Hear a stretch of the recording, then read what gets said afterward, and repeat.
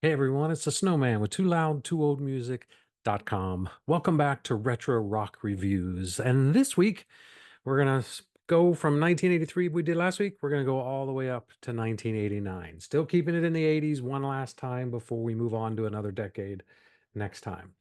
We are gonna talk the album Blue Murder by Blue Murder.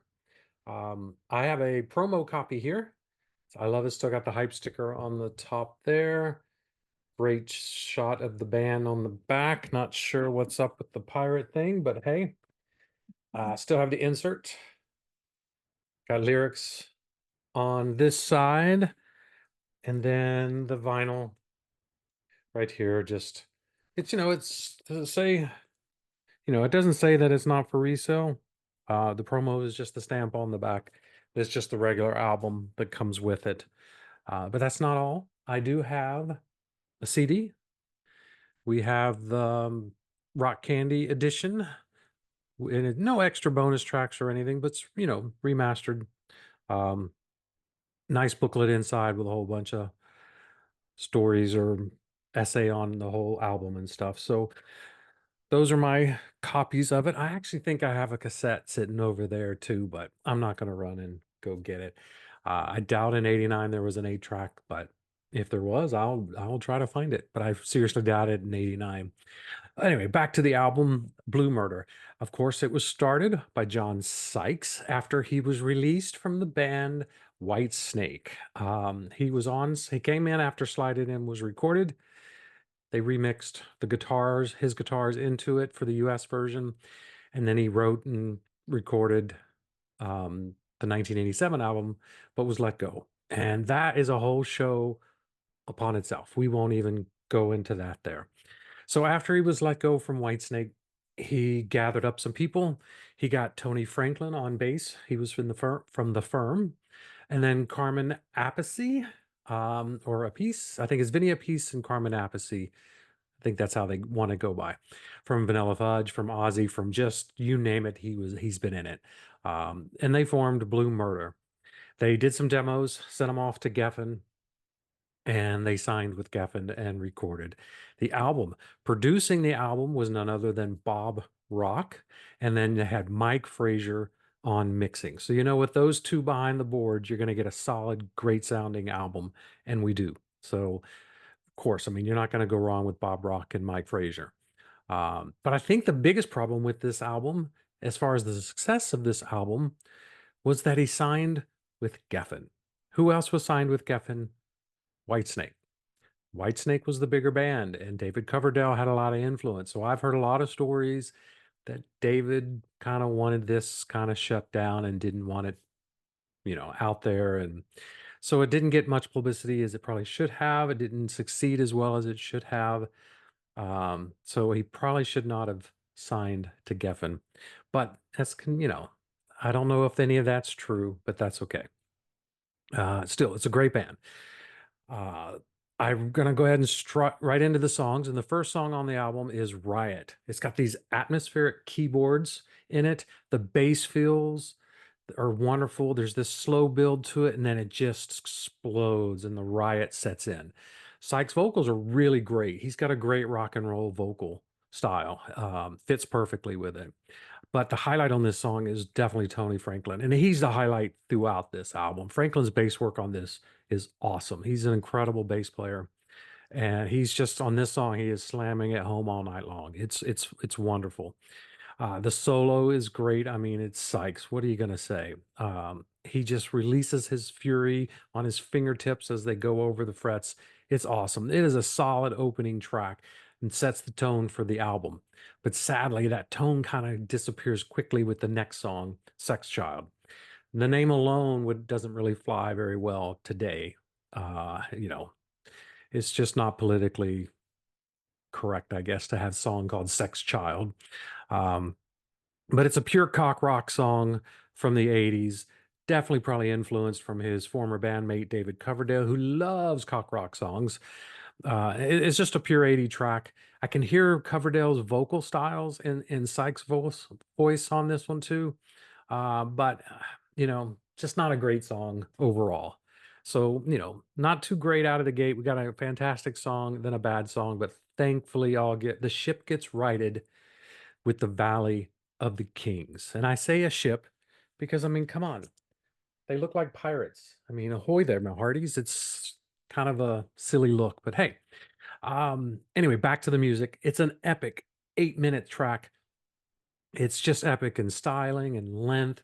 There's these tribal drummings at the beginning. The keyboards have this, I don't know, this air of importance and significance. And there's just the seriousness to the whole song. It was actually co-written by Tony Martin with John, and you can feel Tony's influence on it. There's this whole Egyptian theme to it, which doesn't really match the whole pirate theme. Um, and that's cool enough. I like that.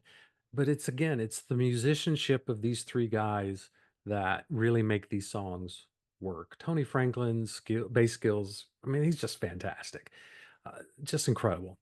And then the guitar whizzing, of course. Just this might be my favorite song on the album, or one of the best songs on the album. And then the next song right into it is equally as good for me. And it was the song that got me into the band originally. And that's Jelly Roll. It is this swamp romp rock boogie kind of track.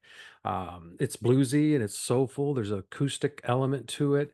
It's just, it's a gem on, excuse me, it's a gem on the album. Great melodies. It's a fantastic little 80s rocker. And I think it was the second single after Valley as well. So I really dug this one. Two great songs in a row. So real happy about that. Then we get to a song that has a distinction that not a lot of songs do. The song title is the same as the album title and is the same as the band's name, and it is Blue Murder. So, I mean, I think Black Sabbath has one, but it's Blue Murder on the album Blue Murder by the band Blue Murder. And it is a beast of an anthem. Straight up rocker, screaming vocals by Sykes. He does a great job on this. You just turn this one up, let it go loose, and it's just perfect. And I think it's the only song on the album that's actually credited to be written by all three band members, which is cool. Then we get our first ballad called Out of Love. And, this easily could have fallen off 1987's The Whitesnake album. It's identical in every way to the styles of that one, which makes sense. He helped write that album. And he did play guitar and stuff. So, I mean, I know a lot of Whitesnake references, but you can't help it. It's there. The vocals, he does a good job on the vocals, keeping it a little sad, a little haunting in the vocal stylings and stuff. It's a decent ballad. And probably, it should have probably been released as a single because in 1990, all the bands were releasing ballads. Or 1989, they were releasing ballads and stuff. So probably should have been out, maybe gotten help to get them a hit. Then we get another rockin' track with Billy. It's again Whitesnake sound, but I'll stop. I won't say any more than that. Bass work goes. I mean, damn, Tony, he's just something else. I can't sing his praises enough on this one. It's another standout track just for his playing. Vocals are great. They actually put a lot of layers on the vocals on this one. I think I noticed it more on this one. They're probably on all of them, but I just noticed the layering of the vocals on this one. Nothing wrong with it. Just wanted to point that out. It's a great song. Then we get this other epic track opening with some more tribal sounds and stuff before all hell breaks loose with the full band. It's called Ptolemy. It's not about the man, strangely, but it's still a great song nonetheless. There's just a lot going on musically, but I don't know where to focus. And maybe that's my problem with this song. It's kind of proggy. It just doesn't seem to have any real direction. And for me, there's no catchy chorus. And I know you don't always have to have a catchy chorus, but my ears love catchy choruses. So it didn't really do that much for me in the end. It's not one of my favorite tracks. I don't hate it. It's just not one of my favorites. Then the album ends with Black Hearted Woman. And again, sorry, Whitesnake sound. But seriously, this could have been on the 87 album as well. It's almost an exact copy of all the riffs on that album. It is identical. It's a high energy rocker, definitely screams the 80s. Vocals are a little more shrill here. And the guitar playing is fast, furious, it's kind of crazy. With all that being said, I actually like this song for all of those reasons. So sometimes this is really all I want, just a straight up rocker 80s sounding, melodic. Just give me that, and I'm perfectly fine with it. Um, and that's the album. There's not a lot of songs on there, just 9 tracks. If I'm not mistaken, that's all there was. And it's just a beast of an album. It's got, a few little dull parts for me. And back in the day, I probably would have given this like a 4.5, easily. I loved this album, but over time, someone like Sex Child hasn't grown well with me. Ptolemy's okay and stuff. I'm probably just gonna go with a 3.5 out of 5 stars. So a good album, just not as great as I really remembered from back in the day, or it didn't age well. I don't know, but I do love it. I do pull it out, um, and heck, I got several different versions of it, so I do like it.